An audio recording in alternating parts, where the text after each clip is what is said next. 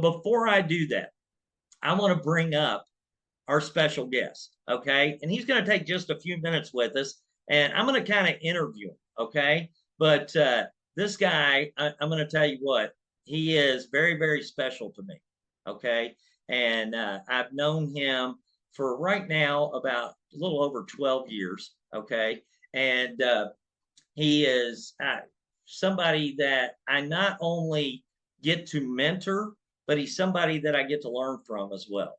Okay, and I'm telling you, when you meet him, you're going to love him just as much as I do, because I can tell you, uh, if there's one thing in this world that every father is proud of, is to have a son that one pays attention to what his dad's doing, but appreciates what his dad's doing, and also is extremely supportive of it. But he is a sponge. He picks up on everything I say, and we had a conversation tonight. He was asking me, "What do you got going on tonight, Dad?" And I said, "Well, I've got a live that I'm getting ready to do. I got a Zoom that I'm getting ready to do at 8 o'clock." And I looked at him and I said, "Would you like to be on it as a special guest?" He did not hesitate. He was like, "Heck yeah, let me. I'll be on there. Let me get on here." So, guys, I want to introduce you to the greatest guy I know, one of the greatest guys I know, because I've got two sons. Okay. But, and my son, Mr. Jackson Thomas House. All right. So, Jack, come over here, buddy. Say hi to everybody. Hi. So, guys, listen. We wanted to do something tonight because I think this is extremely important. MWR is a lot more than just about the money. It's about the example we set. It's about what we do in our lives to make our families' lives better, our children's lives better, and to bring them up leading by example. Okay, and I try to do that. I fall short all the time. He would probably tell you. So, but at the same time, we do our best. We do our best to try to set a good example. And one of the things you guys know about my faith and how I feel about my faith and how I don't hide it from anybody. I respect everyone's faith, but also respect my own. And the most important thing in our life is that he knows Jesus Christ as his Lord and Savior. Okay. And so that's the most important thing. His eternity means more to me than what happens on this earth. But there are things we've got to do on this earth.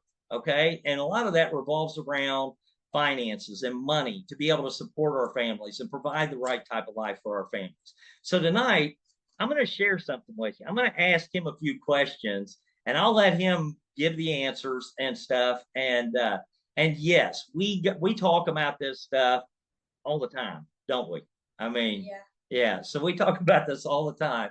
But I'm going to ask him some questions because I think it's important for you to get this from a 12-year-old's perspective, not just my perspective. Okay. And so, Jack, I'm going to ask you something real quick.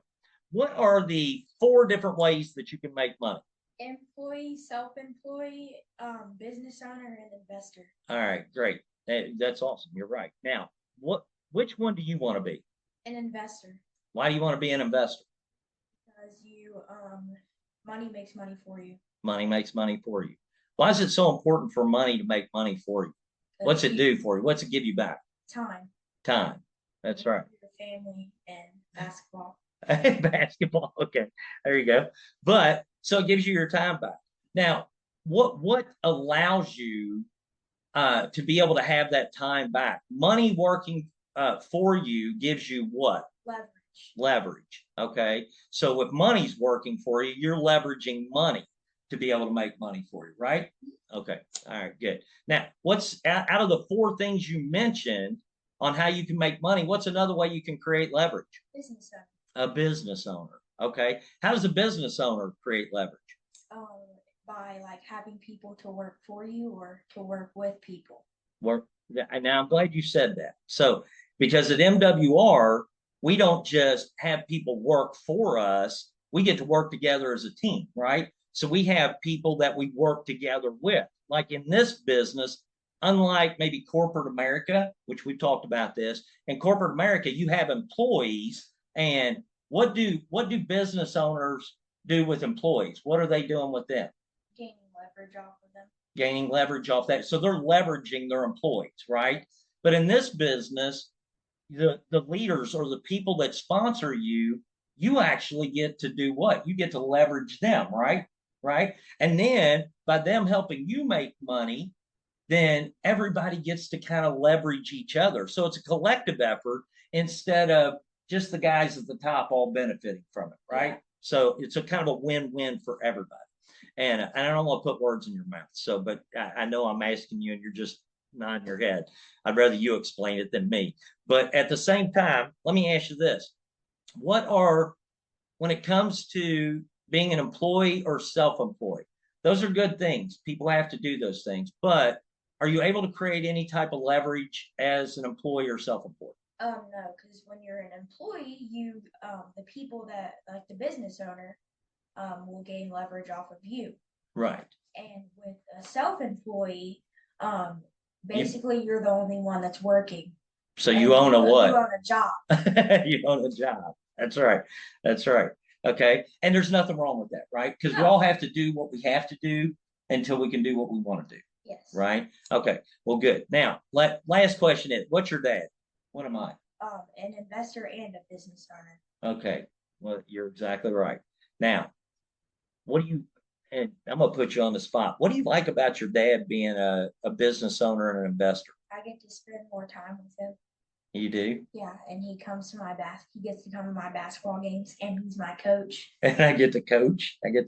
So exactly. Do you wish more parents and more family members had the ability to be able to do that? Yes. Is that one of the reasons why we do what we do? Yes. It is? It's giving people the opportunity to spend more time with their family. I love it. I love it. So, buddy, I love you. Love you. All right. Hey, give me a hug. Appreciate you. Go to bed. Okay. All right. Guys, that's my son. And Mike, I don't know if I'm going to be able to get through the rest of this call because I'm so proud of him. I could just Brian, spit right now. The corner couldn't take the smile off my face right now. Oh my God. I'm telling you, that was priceless. And you know what? You know, that didn't take the last 5 minutes for him to learn. He didn't even hesitate. No. And he had no notes. There was nothing up here. No notes, no nothing. Especially you own a job. Yeah. Now, I told him that way back when, and he has always remembered that you own a job if you're self-employed. So, but I'm just super proud of him, guys. And you all can see why. Like I said, he doesn't have any notes. This is just stuff that he has picked up from paying attention to his dad and his mom, because we have discussions about business all the time, investments and things like that. And so we kind of do things as a family. And I encourage that. I encourage you, talk to your kids about this. Talk to your kids about money and finances and how they can do things to accelerate success in life and create leverage. And it doesn't mean they're going to start there and stuff. I hope they are able to. But one of our conversations all the time is, Jack, he wants to start his own podcast and do these things, and he's wanting me to do it, and he wants to do a faith-based podcast, which I'm extremely proud of. So any of you out there that are believers, you understand how proud that would make you as a dad. So, but I'm not as good as he is. Mike, I'm afraid I'll bring his ratings down or bring his views down. I'm like, I'd rather you just do it on your own, not because I don't want to help, and I'll jump in when I can, but there's no way I'm as good as he is. And he probably knows the technical side of it way better. So you might see him pop up on YouTube or Facebook or YouTube, whatever you do it on, one of these days. And so, just be watching out for him. But listen, I know we've got a lot more to cover. You want to say anything else, Mike? While I gather I was just going to say, I noticed that he helped you with the little snafu that you had with your computer. right before we got started. You said, I got to get off and jump back in. I don't know how to fix this. And his head came into the frame, and suddenly you didn't have to get off. So, you know what? It's our kids. They live and breathe the technology. But Yes. Brian, I got to tell you, that's how simple this business is. I think as adults, we complicate things. Yes. It's not complicated to him. There's a couple concepts, they're ingrained. So he doesn't have to memorize the answers. They just come naturally. And Yeah. that's why it was so seamless for him. Even having you put him on a spot on a Zoom like this. I dare to say that a lot of our viewers wouldn't want to be put on the spot like that. And just what I love about it, it was when I asked him there, and if you've ever seen him, like he's done plays in our church, does different things. The kid has no fear. And I will tell you his grandmother one time, and I'm just going to say this because guys, I think this is a valuable lesson. Okay, for parents. His grandmother, he was doing a play at church, and he was great. Okay, and it was hilarious. I mean, we were dying laughing. Because he was singing something about shaggy, dirty sheep or something like this. And it was hilarious if you saw it. And I think I've got a video. I may post it someday in Telegram. But when he was doing it, his grandmother was getting ready to ask him, does that make you nervous to get up there? Or does that make you scared? And I was like, no, no, no, no, no, no. Don't ask him that. I don't even want him to think that you have a reason to be nervous or scared. Right. He isn't. He gets up there and does whatever and is not nervous and scared. And I think about that and I think, there's so many about Mike. I remember my first presentation. I literally had to have my sponsor get up and finish because I could not do it. I was a small town farm boy from a place called Falmouth, Kentucky, where I live now. I've moved back with my parents, not with my parents, but because my parents are getting a little older, and we want to be back here with them. But at the same time, I was a nervous wreck. The kid has no fear. I mean, when I asked him if he wanted to do this, heck yeah, let's do it.